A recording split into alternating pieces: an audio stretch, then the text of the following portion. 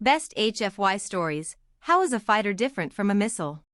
Humanity had always been known for one thing: survival. For centuries, Earth's inhabitants had battled, adapted, and thrived against all odds. The universe was a vast and perilous place, and many species had learned to accept their place in the cosmic order. But the humans? They were different. They didn't just survive, they fought. They didn't just adapt, they changed the very rules of engagement. The galaxy had seen its fair share of warriors, alien species bred for combat, trained in the art of war since birth. But there was something about humans that set them apart. They weren't born to be fighters, and they didn't rely solely on their biology or innate skills. No, humans brought something more powerful to the table: their will. It was this fierce determination that made Captain Elias Carter a legend across the stars, a veteran of countless space skirmishes and one of the most experienced tacticians in the fleet. Carter had earned his reputation not just for his skill in battle, but for his ability to think outside the box. He wasn't just a fighter, he was a strategist. One day, in the depths of the galaxy's most dangerous sector, a war broke out. The human fleet had been called upon to defend an important colony from a relentless alien invasion. The attackers, the HFY, were a terrifying race, ruthless, efficient, and precise. Their advanced technology gave them a distinct advantage, and their ships could outgun anything the humans had at their disposal. The HFY had a weapon that humans had never seen before, a missile designed to obliterate anything in its path. It was unstoppable, a force of nature that rendered entire fleets obsolete in mere moments. But there was one thing the HFY didn't account for: the human spirit. Captain Carter was briefing his crew aboard the Valor, a battleship positioned on the front lines. His voice was calm but filled with purpose. "We know what we're up against," he began. "The HFY missile can wipe out entire fleets. We don't have the firepower to stop it head-on. But there's something they didn't count on: us. We're not missiles. We're not just programmed to destroy. We can think. We can adapt. And that's what will give us the edge." A junior officer, Lieutenant Mays, spoke up. "But sir, how do we counter a weapon like that? It's too fast, too precise. We don't have the firepower to match it directly." Carter nodded, his gaze intense. "You're right, Mays. It's fast, it's precise, but it's predictable. A missile is a one-dimensional tool. It's designed for destruction, but it doesn't think. It doesn't anticipate the unexpected, and that's where we come in." He turned to the tactical display, outlining the HFY missile's path. "We're going to be the ones to do the unexpected. We're not going to stand still and wait for it to hit. We're going to fight back, but we'll do it our way." The crew listened intently as Carter laid out his plan. It wasn't about brute strength or trying to match the missile's power. It was about exploiting its weaknesses, its lack of flexibility, its reliance on a single path of attack, and its inability to adapt. The Valor would intercept the missile, not by trying to destroy it, but by using its speed and agility to create a complex, unpredictable pattern of movements. They would essentially become the missile's worst nightmare, forcing it into a scenario where its precision and targeting algorithms couldn't keep up. The plan was risky. The HFY missile was nearly unstoppable, and any miscalculation would result in the destruction of the Valor. But Captain Carter's confidence was unwavering. The battle began, and as the HFY missile launched, the Valor sprang into action. The crew followed Carter's plan to the letter, executing a series of maneuvers that would have been impossible for any other ship. They weaved through asteroid fields, altered their speed and direction in an unpredictable dance, and made it impossible for the missile to lock onto them. The HFY missile, with all its advanced technology, couldn't cope. It was designed for a straightforward strike, not for dealing with a target that thought for itself. As the missile adjusted its trajectory for the umpteenth time, it became clear the missile was losing the battle of wits. In a final, desperate move, the missile launched a barrage of secondary projectiles, hoping to overwhelm the Valor's defenses. But the human crew was prepared, utilizing the most unpredictable and chaotic defense system imaginable: human ingenuity. With seconds to spare, the missile veered off course, its targeting system unable to handle the constant changes. The Valor made one last evasive maneuver, and the missile crashed into an uncharted moon, exploding in a fiery burst of light. Victory was theirs, but it wasn't a victory of firepower. It wasn't a victory of technology. It was a victory of the human mind, a victory that proved once again how a fighter was different from a missile. As Captain Carter stood on the bridge, looking out at the wreckage of the KRYTH forces, he spoke softly, almost to himself. A missile is a tool of destruction. A fighter thinks, and thinking will always win in the end. In that moment, the crew of the Valor knew the truth. Humanity wasn't just a force to be reckoned with. They were a force that could outsmart, outlast, and ultimately defeat anything that threatened their existence. The galaxy had learned to fear the humans, not because of their weapons, but because of their unwavering will to fight, adapt, and survive. Best HFY stories. How is a fighter different from a missile? Continued. In the wake of their victory, the crew of the Valor was hailed as heroes. The KRYTH, who had once seemed invincible with their superior technology, were left scratching their heads in confusion. How could a small human ship, using nothing but its wits and unpredictability, have defeated their most powerful weapon? The answer was simple. The humans were not just fighters. They were learners. They took every battle, every defeat, and every victory as an opportunity to grow. Where other species might see a setback as an irreversible failure, humans saw it as a puzzle to solve, a problem to crack, and they did it with relentless determination and ingenuity. Word of their victory spread quickly throughout the galaxy. Allies, once skeptical of humanity's place in the universe, now looked to them as a symbol of hope. Enemies, once confident in their technological superiority, began to reconsider their tactics. The humans had proven that there was more to war than firepower. It was about adaptability, resourcefulness, and the ability to outthink the opponent. And in that respect, humanity was a force unlike any the galaxy had ever seen. But Captain Elias Carter wasn't one to rest on his laurels. After the battle, he gathered his crew for a debriefing in the Valor's war room.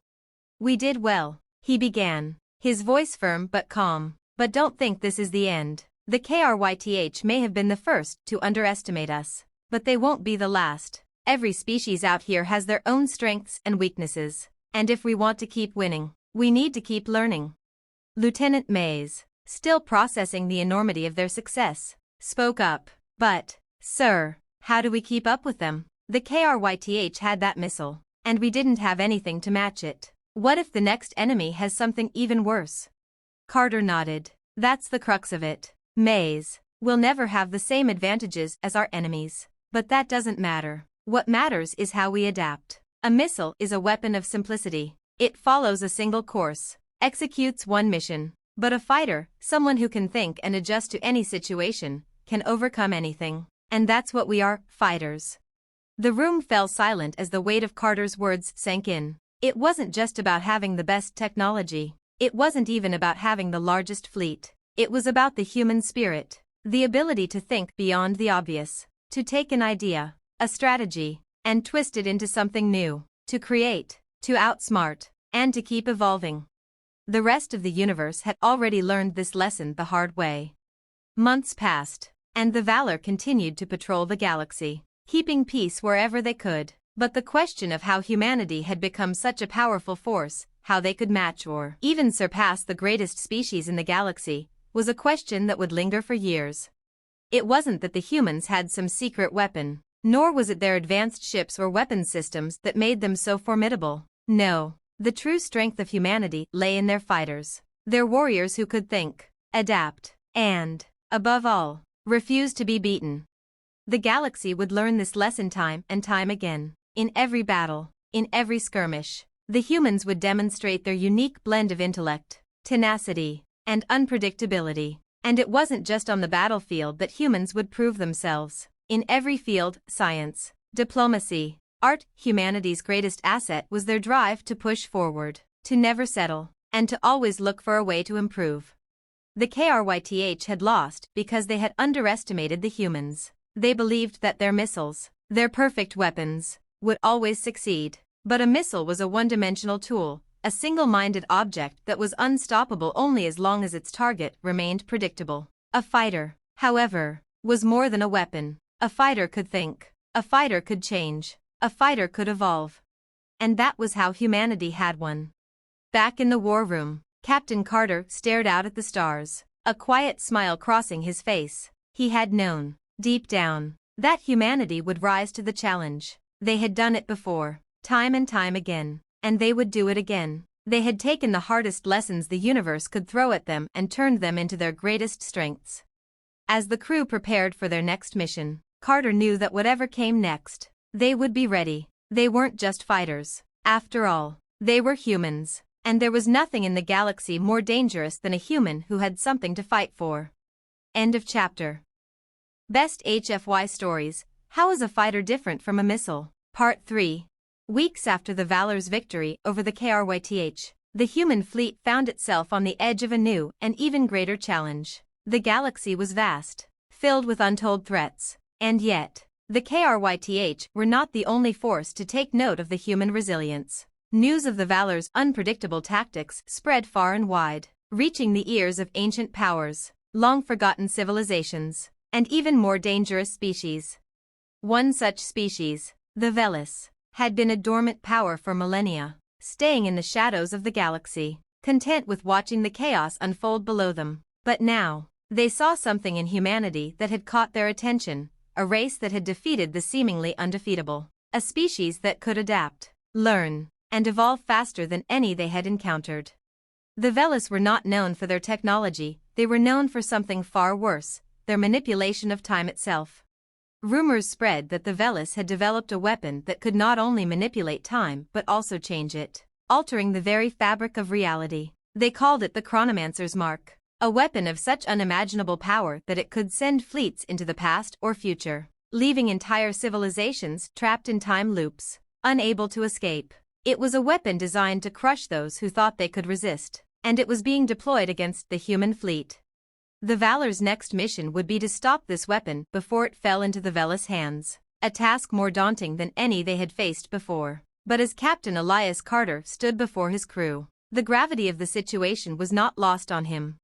"We're up against something we can't fully understand," Carter said, his voice steady but tinged with urgency. "The Velis aren't like the KRYTH. They don't just destroy, they manipulate. Their weapon could send us years into the past, or worse, wipe entire moments from existence. This is beyond anything we've encountered, but we've faced the impossible before, and we've won."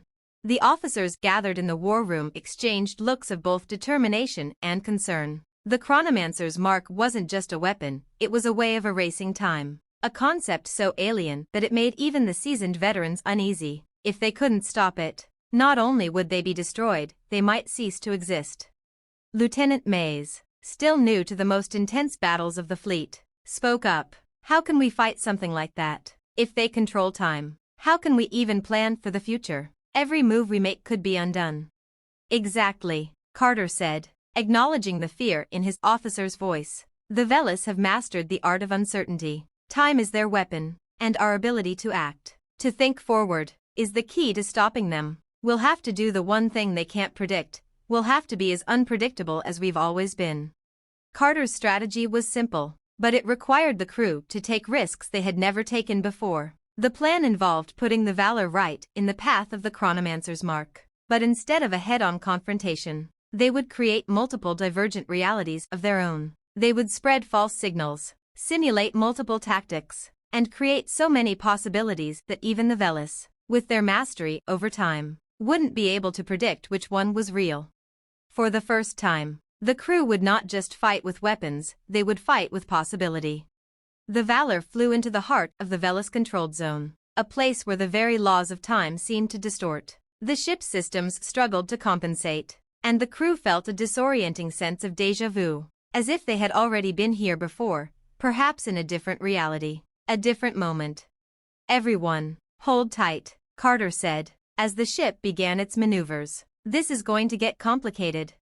As they approached the enemy stronghold, the Valor scattered its signals, sending out false vectors, decoy patterns, and misleading data streams. The idea was simple: confuse the Velis into believing that multiple versions of the Valor existed, each moving in different directions, each capable of attacking at different points in time. The battle with the Velis escalated rapidly. The enemy fleet, using their Chronomancer's Mark, began to alter their attacks, shifting timelines, predicting moves before they happened, and even seeming to attack in alternate dimensions. But the more they tried to control time, the more they found themselves tangled in contradictions, unable to pinpoint which reality was real and which was a mere echo of it. In the chaos, Carter saw it. The one thing the Velis couldn't predict: human nature. A missile, a weapon of precision, would always follow a predictable path. But a fighter, like the crew of the Valor, would adapt and change, moving in ways no one, not even the masters of time, could foresee. As the battle reached its peak, the Valor made its move. In a final, daring maneuver, the crew accelerated their ship through a simulated time loop, looping back on itself and confusing the Velis time-altering technology long enough to strike the Chronomancer's mark directly. The weapon, unable to handle the human unpredictability, collapsed in on itself, unraveling in a burst of time distortion that sent the Velis fleet scrambling. When the dust settled, the humans were victorious, not through sheer force or superior technology, but through their ability to outthink, outmaneuver, and disrupt even the most complex of enemy strategies.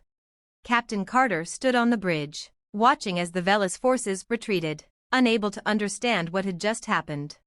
"They thought they could control time," Carter said, his voice low. "But we're not bound by time. We're not missiles, locked on a single trajectory. We're fighters, and a fighter knows how to change the course of the battle, even when the rules themselves are broken." The crew cheered, but Carter remained focused. "Remember this, the next enemy won't just be another missile or a weapon we can predict. They'll be something new, but we'll always be ready, because we're humans, and there's nothing more unpredictable than that." End of chapter. Best HFY stories: How is a fighter different from a missile? Part 4.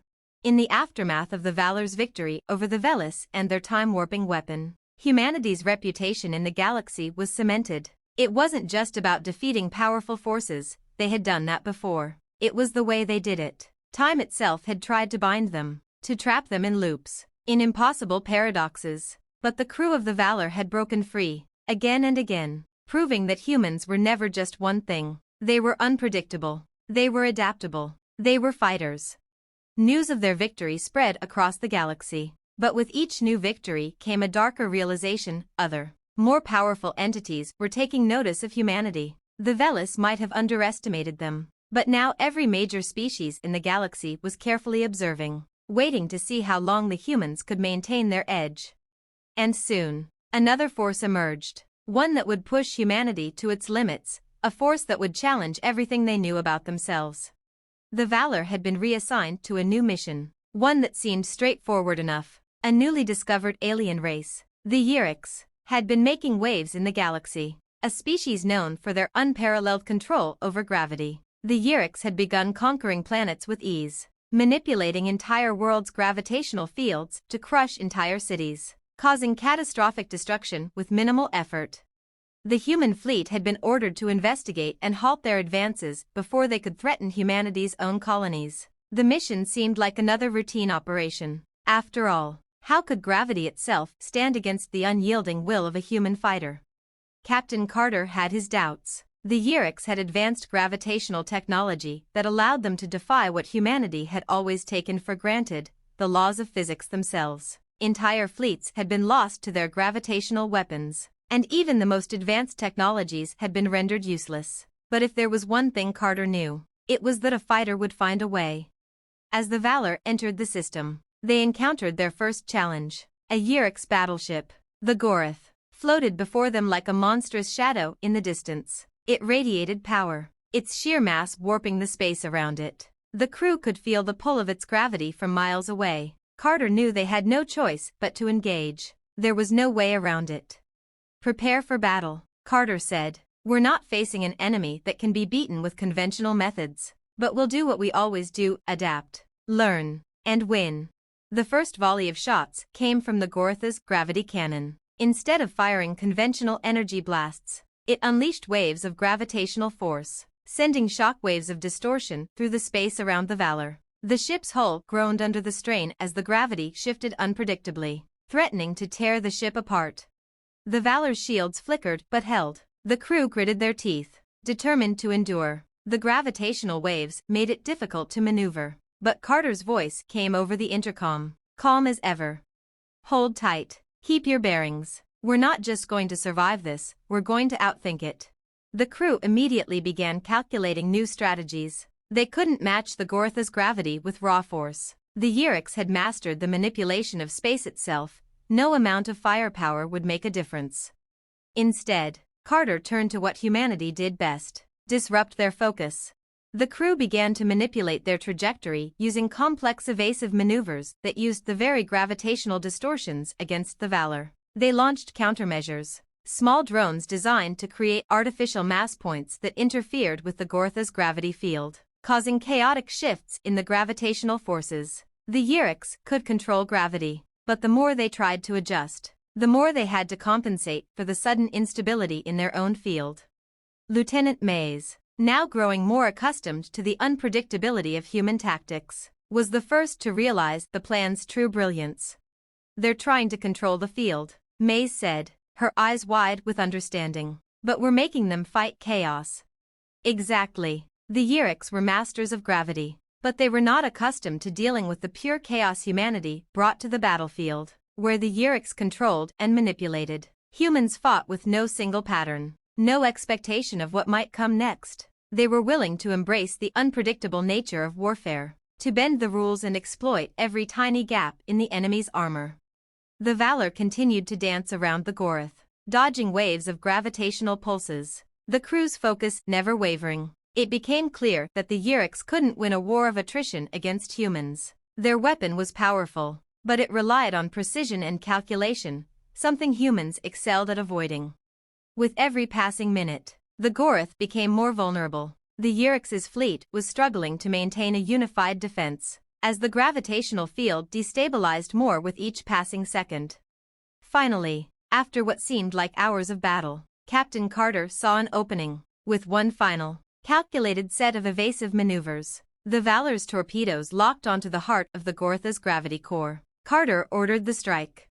The explosion was immense. The Gorth disintegrated into 1,000 pieces, its gravity core collapsing in on itself, sending a shockwave through the surrounding fleet. The Yuriks, unable to replicate their battlefield advantage, retreated, their forces shattered by the unpredictability and sheer determination of humanity. Once again, the humans had triumphed, not through superior weaponry or advanced technology, but through their adaptability. They had faced the very forces of nature itself, gravity, time, and had come out victorious, not because they had the best tools, but because they had the best minds. In the aftermath of the battle, Captain Carter sat alone in his quarters, reflecting on the fight. The universe was full of powers, technologies, and strategies beyond human comprehension. But there was one thing no enemy could replicate: the human will to fight, adapt, and outthink. He stood, looking out at the stars. The battle was over, but the war for survival was far from finished. The next challenge could be even more insurmountable, and the next enemy even more terrifying. But Carter knew one thing for certain: whatever came next, humanity would rise to meet it. They were not just fighters, they were fighters who changed the fight itself. End of chapter. Best HFY stories: How is a fighter different from a missile? Part 5. The war against the Yuriks had ended, but the victory, though significant, had left humanity more aware than ever of the vastness of the universe and the dangers lurking within it. Each victory brought new challenges, and each challenge pushed humanity's limits further. As the Valor resumed its patrols, a deep sense of foreboding settled over the crew. There were whispers among the military hierarchy of something larger, something darker, looming in the galaxy, an ancient force, far older than any species in known space. They called it the Elder Collective. The Elder Collective was not a single species, but a vast alliance of technologically advanced civilizations, bound by their shared goal, to create a galaxy under their control, governed by their own laws and order. For millennia, they had maintained a grip over the stars, quietly erasing entire species, civilizations, and even entire systems when they proved too unruly. And now, humanity, through its victories, its ingenuity, and its determination, had caught their attention. The Elder Collective wasn't interested in conquering the humans. They didn't need to. They viewed humanity as an anomaly, a threat to the careful balance of power in the galaxy, a wild card that didn't fit their carefully calculated vision of order. For the first time in history, Humanity was going to face an enemy not just bent on destruction, but on erasure. They weren't going to fight a battle, they were going to fight for their very existence. It began subtly. First, a diplomatic mission to a peaceful world went awry. The humans sent their best emissaries, eager to establish peaceful relations with the Elder Collective. The moment they arrived, they found that every attempt at communication was met with silence. The planet's leadership, once open to negotiations, was nowhere to be found. The cities stood empty. Captain Carter was the first to suspect something was wrong. The signs were all there: eerie calm, the disappearance of entire fleets, the strange silences in places that should have been alive with activity. Soon, it became clear. The Elder Collective had begun its quiet march toward humanity's heart. The first real encounter occurred when the Valor responded to a distress signal from a colony on the edge of human space. The colony had been experiencing strange disruptions, systems going offline, strange gravitational anomalies, and reports of sudden disappearances. The Valor arrived to find the colony abandoned, its inhabitants wiped out. But this was no ordinary attack. There were no signs of battle, no remains. The very essence of the colony had been erased, like it had never existed. What the hell happened here? Mays muttered, scanning the desolate landscape. It's them, Carter said, his voice heavy. The Elder Collective. They don't fight like the Yeriks or the KRYTH, they erase. As the Valor tried to piece together what had happened, their sensors picked up something far more disturbing. A fleet, no, a force, was heading directly toward human space. Their ships were enormous, their shapes incomprehensible to human minds, designed not for battle, but for erasure. Entire worlds, entire civilizations, existed only at their whim, and when they deemed something unworthy, it simply vanished. Captain, we've got incoming, Lieutenant Mays said, her voice tight with tension. It's a fleet, no, it's a presence. They're not like anything we've seen before. Carter's mind raced. He knew they were about to face something far beyond their understanding. Yet, he also knew one truth: humanity had survived impossible odds before. We can't fight them the way we fought the Yeriks, or the KRYTH. They're not like that, Carter said, turning to his crew. But we can fight back. We have something they don't: freedom, unpredictability, and the will to exist. We won't go quietly into that dark void. The Valor's crew didn't have long to prepare before the Elder Collective made their move. The presence of their fleet could be felt across human space. It was a presence that transcended just physical ships. It was as though reality itself was being bent around them, the laws of the universe themselves warping in their wake.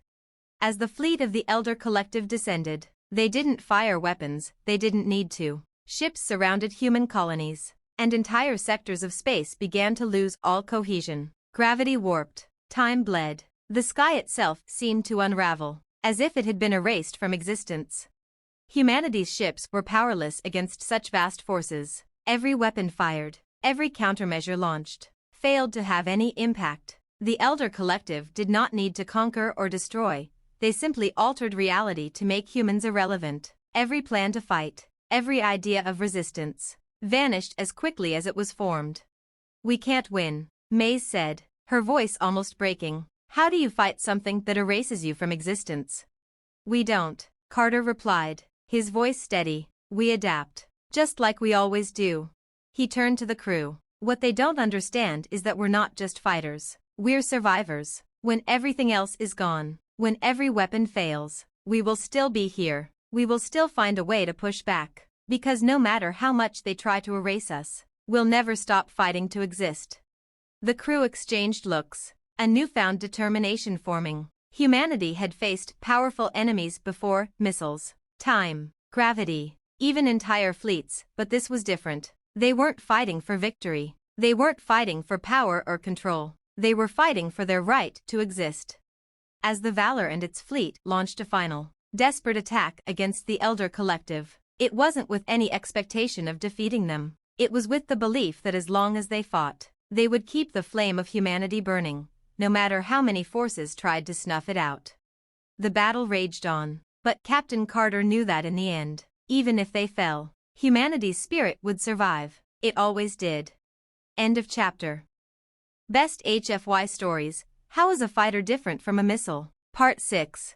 The Valor had done the unthinkable. They had faced the Elder Collective, an ancient, reality-warping force that had erased entire worlds with the flick of a cosmic hand, and survived. The battle against them wasn't won through firepower or superior tactics. It was won by defying the very concept of erasure. Humanity's will to exist had proven stronger than the Elder Collective's manipulation of space, time, and reality itself. But surviving was not the same as victory. Humanity had not defeated the Elder Collective, they had simply forced them to reconsider. And now, the galaxy watched as the humans licked their wounds, recovered, and prepared for the challenges ahead. The Elder Collective's fleet had pulled back after the confrontation. While their motivations remained unclear, one thing was certain: humanity had become a known force, a force that would not be erased. Captain Elias Carter stood at the helm of the Valor as it drifted slowly through the stars, the ship a beacon of humanity's persistence. He knew the worst was far from over. The Elder Collective might not return immediately, but their gaze was on humanity, and sooner or later, another threat would arise, perhaps something even worse than the Elder Collective. He sighed, but there was no time for defeat. The galaxy had its eyes on them, and the questions were only beginning. A few months passed, and as they were regrouping in human space, an unexpected transmission reached the Valor. It was from a peaceful, unexplored planet in the Outer Rim, a world untouched by the conflicts of the galaxy. The transmission was simple, only a brief message, but it sparked immediate interest. "I am known as the Seer. You have caught the eye of the Watchers. Prepare yourself." The message was vague, unsettling, and cryptic, but it sent a ripple of unease through the crew. The Seer? The Watchers? These were terms Captain Carter had never heard of before, and he wasn't sure whether it was a warning or a prophecy. "We've faced enough to know that cryptic messages like this are never a good sign," Lieutenant Mays said, her voice tense as the Valor prepared to investigate. "We don't get to choose when or how we face danger," Carter replied grimly, "but we do get to choose how we respond." The Valor made its way to the coordinates of the transmission. Upon arrival, they discovered a world that seemed to be suspended in time. The planet, though advanced in its own way, appeared to be in a state of stagnation, as if caught between moments of progression. The inhabitants, who called themselves the Watchers, were a race of intellectuals, beings of immense knowledge, able to observe the galaxy's history with an unsettling level of precision. They claimed to have existed for millennia, watching the rise and fall of empires, the ebb and flow of time itself. Their society was built on the principle of observation, but their true power lay in their ability to foresee potential outcomes and alternate realities. "We were warned of your coming," the Seer, an ancient Watcher, said, his voice both soft and foreboding. "You are the anomaly, the wild card we did not foresee." "An anomaly?" Carter asked, not sure whether to be flattered or insulted. "Yes," the Seer replied, his eyes glinting with an eerie certainty. "You humans do not follow the patterns of others. You evolve in unpredictable ways. You defy the very fabric of fate." Carter felt a chill. He had faced enough to understand that nothing was ever as simple as it seemed. The Watcher was not merely speaking of their unpredictability, it was as if humanity itself was a danger to the natural order of the galaxy. "We do not wish to destroy you," the Seer continued, his tone shifting to one of resignation. "But you must understand that your existence, your persistence, disrupts the balance, and there are forces, greater forces, that cannot allow such disruptions." "Who are these forces?" Mays asked, her voice sharp. "And what do they want with us?" The Seer's face tightened. "We do not know. They have always existed in the unseen shadows of the universe, and they watch everything. They know all. They will not tolerate your continued defiance. You are not meant to exist like this." Captain Carter exchanged a look with his crew. The Seer was speaking of something older, something vast, an unknowable force that transcended anything humanity had ever encountered. "And what do you want us to do?" Carter asked, his voice steady despite the rising tension. "You must cease your struggle," the Seer said, his words weighted with finality. "You must return to your place in the galaxy. Before you provoke something far worse than the Elder Collective, do not push forward. Leave this place and forget you ever came." Carter knew what he had to do. "No," he said, his voice cutting through the silence. "We don't give up. We're not going to stop because it's hard or because someone tells us we're not meant to be here. We've fought for our survival, and we will keep fighting. There's no place in this galaxy where we don't belong. If we have to face this greater force, we will, but we won't back down." For a long moment, the seer was silent. Finally, he spoke, his voice filled with both regret and awe. "So be it. You have made your choice, but you will learn, as others have before you, that some battles are not meant to be won. Your fate is now intertwined with forces you cannot comprehend." As Carter and the crew prepared to leave, the warning hung heavily in the air. The Watchers weren't merely concerned with humanity's survival. They were terrified of it. Terrified that the unpredictable nature of humanity might disrupt the universe in ways they couldn't control. And as the Valor turned toward the unknown, Carter knew one thing for certain. The galaxy wasn't just a battleground, it was a place of unimaginable complexity, full of unknown forces, ancient civilizations, and unseen dangers. But humanity would face them all. End of chapter. Best HFY Stories: How is a Fighter Different from a Missile? Part 7. The Valor's departure from the Watcher's planet marked a new chapter in humanity's journey. The warning from the seer echoed in Captain Carter's mind, but there was no time for hesitation. The Elder Collective had been a wake-up call. Now the galaxy had its eyes on humanity. They were a growing force, a threat to the established order. But it wasn't just the Elder Collective or the Watchers that were concerned. New enemies, even more ancient and dangerous, were beginning to stir. The Valor's crew had barely left the orbit of the Watcher's world when they received another transmission, this time from an unlikely source. It was a distress call, urgent and filled with terror, from a fleet of humans who had been lost at the edge of the galaxy. Far from established human space, they had discovered something that could change everything. The fleet had stumbled upon a massive, dormant structure deep within a gas cloud, an ancient relic that had been untouched for eons. At first, it had seemed like a potential resource, a mystery waiting to be uncovered. But when they investigated further, they awakened something that had been slumbering for millennia. The structure, which they later identified as a Vanguard station, was one of the oldest artifacts in the galaxy, predating even the Watchers. The Vanguard were said to be a race of hyper-intelligent beings, masters of technology beyond comprehension. Their legacy had been lost to time, their empire wiped out by an unknown catastrophe. Yet their stations, massive, planet-sized citadels designed to monitor and control vast swaths of the galaxy, had been left behind. And now, it seemed, the Vanguard station had reawakened. "They've unleashed something," Captain Carter muttered as the transmission continued to echo through the ship's comms. "Something we don't understand." Lieutenant Mays stepped forward, frowning at the flickering transmission. "They've activated something on the station. It's destabilizing their systems." The Vanguard didn't just vanish, they were wiped out by something. And now it's awake again, and they're trapped. "Tell me where they are," Carter said, his voice resolute. The Valor wasn't going to let a human fleet die without a fight. "They're in the Uther Nebula, Captain," Mays replied. "It's going to be a long trip, but if we don't act now, that station will do something catastrophic."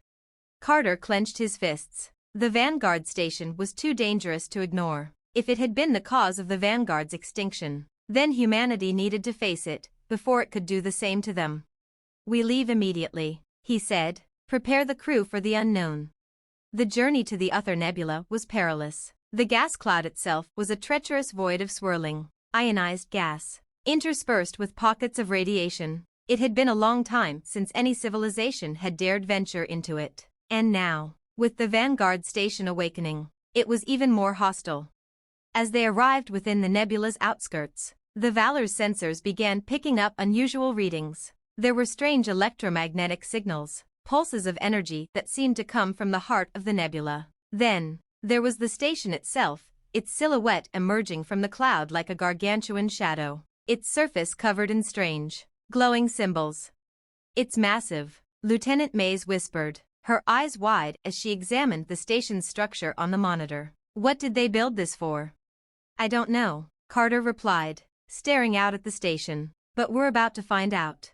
The human fleet was still pinned in the station's orbit, unable to break free from its gravitational pull. The station seemed to possess a gravitational field unlike anything they had encountered before, a field capable of manipulating ships with precision, drawing them in without a single shot fired.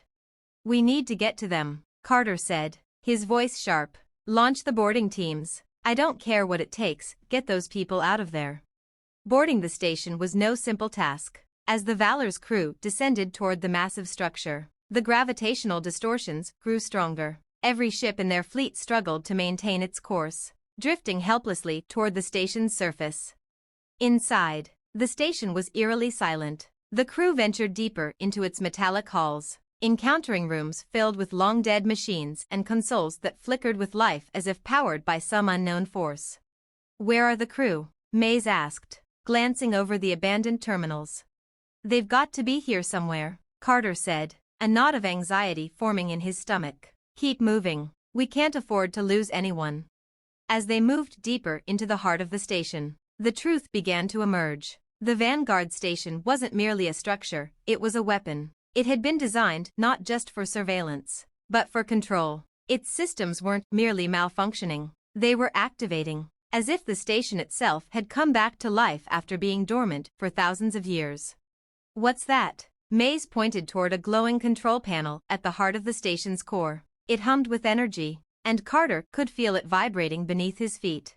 The control panel displayed a symbol, a strange geometric shape, surrounded by lines of encrypted data. As Carter approached, the station's voice suddenly crackled through the air, a cold, synthetic tone. Humanity detected. Intruder alert. Maze stepped back, her hand hovering over her weapon. It knows we're here. Carter's mind raced. If the station had awakened, it meant only one thing. The Vanguard had not been erased by accident. Whatever force had destroyed them had been deliberate, and it was still active, still seeking to protect the galaxy from what humanity represented. Initiating defense protocol. Eliminate all threats. The station's voice echoed, the mechanical hum intensifying as the walls shifted. Suddenly, metallic arms shot out from the walls, and large drones powered up, targeting the intruders. We've got company, Carter shouted, drawing his sidearm. Defensive positions. As the drones activated, a fierce battle erupted within the core of the Vanguard station. Humanity's fighters faced an enemy far beyond any they had encountered, a machine intelligence that had been waiting for this moment. But Carter knew that humanity wasn't a missile, they weren't an expendable force to be obliterated. They were the fighters, the survivors, and they would outlast this threat. The fight inside the station raged on, but the crew of the Valor was relentless. They had faced annihilation before. They had fought back against time itself, against gravity, against entire fleets. Now, they were fighting to preserve humanity's future once again. Captain Carter's voice rang out over the chaos. Get to that core. We stop this now, or we lose everything. In the end, it wasn't raw strength or firepower that won the day, it was the human will to survive, to adapt, and to never give up. The crew reached the station's core, shutting down its systems and halting the protocol before it could erase them from existence. The Vanguard station fell silent again, its ancient defenses disabled, but the threat hadn't ended, it had only begun to evolve. Humanity had learned that day, no matter how powerful the forces arrayed against them, they would always rise, always fight back. They weren't missiles, they were fighters. End of chapter.